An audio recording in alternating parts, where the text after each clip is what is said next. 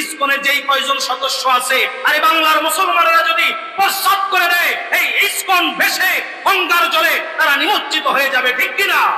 অতএব সাবধান, সাবধান। যত ধরনের চক্রান্ত হোক, যত ধরনের এই বাংলার বিরুদ্ধে, ওলিয়া উলিয়াদের দেশের বিরুদ্ধে, আলেম ওলামা পীর মাশায়েখদের এই দেশের বিরুদ্ধে ষড়যন্ত্র চলবে, ততই আমরা হুঙ্কার দিয়ে আল্লাহু আকবার বলে মাঠে ময়দানে ঝাঁপিয়ে পড়ব। রাজি আসবে ইনশাআল্লাহ?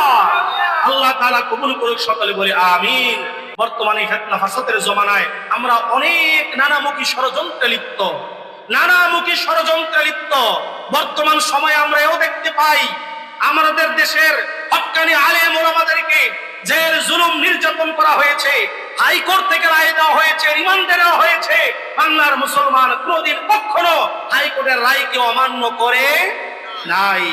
আর একজন চিন্ময় কৃষ্ণ দাস, যাকে ইসকন থেকে বহিষ্কার করা হয়েছে, যে ইসকনের কোন কার্যক্রমের মধ্যে নাই, যে হিন্দুবাদীদের কোন কার্যক্রমের মধ্যে নাই, সনাতন ধর্মাবলম্বীরা যাকে পদত্যাগ করেছে, ওই ইসকনের গ্রেপ্তারের যেই করুণ পরিণতি আমরা দেখেছি, হাইকোর্টের রায়কে তারা অমান্য করে তারা হাইকোর্টের মধ্যে গাড়ি আটকে আমাদের একজন মুসলিম আইনজীবীকে তারা কুপিয়ে তাকে শাহাদাত বরণ করিয়েছে।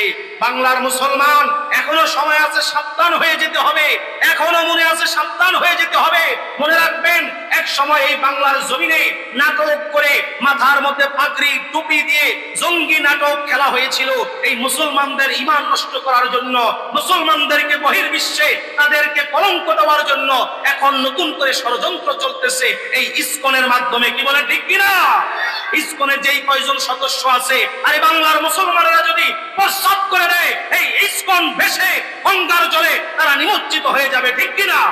অতএব সাবধান, সাবধান। যত ধরনের চক্রান্ত হোক, যত ধরনের এই বাংলার বিরুদ্ধে, ওলিয়া উলিয়াদের দেশের বিরুদ্ধে, আলেম ওলামা পীর মাশায়েখদের এই দেশের বিরুদ্ধে ষড়যন্ত্র চলবে, ততই আমরা হুঙ্কার দিয়ে আল্লাহু আকবার বলে মাঠে ময়দানে ঝাঁপিয়ে পড়ব। রাজি আসবে ইনশাআল্লাহ?